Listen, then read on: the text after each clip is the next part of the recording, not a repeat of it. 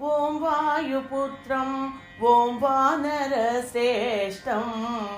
ॐ अञ्जनासुतं ॐ रामभक्तं ॐ वायुपुत्रं ॐ वानरश्रेष्ठं ॐ अञ्जनासुतं ॐ रामभक्तं ॐ सीतान्वेषितं ॐ लङ्कादहनकर्तं ॐ सौमित्रि प्राणदातं ॐ असुरसंहारम् ॐ सीतान्वेषितं ॐ लङ्कादहनकर्तं ॐ सौमित्रि प्राणदातं ॐ असुरसंहारम् ॐ वायुपुत्रं ॐ वानरश्रेष्ठं ॐ अञ्जनासुतं ॐ रामभक्तं ॐ सुग्रीवसचिवं ॐ आजन्म ब्रह्मचारिं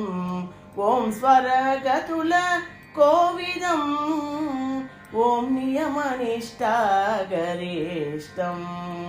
ॐ सुग्रीवसचिवं ॐ आजन्म ब्रह्मचारिं ॐ स्वर्गतुलकोविदं ॐ नियमनिष्ठागरिष्ठं ॐ वायुपुत्रं ॐ वानरश्रेष्ठं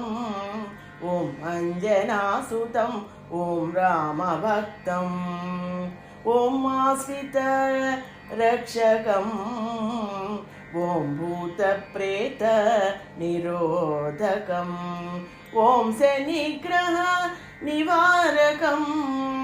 ॐ व्याकरणपण्डितम् ॐ आश्रितरक्षकम् ॐ भूतप्रेतनिरोधकम् ॐ शनिग्रहनिवारकम् ॐ व्याकरणपण्डितम् ॐ वायुपुत्रं ॐ वानरश्रेष्ठं ॐ अञ्जनासुतं ॐ रामभक्तं ॐ अञ्जनासुतं ॐ रामभक्तं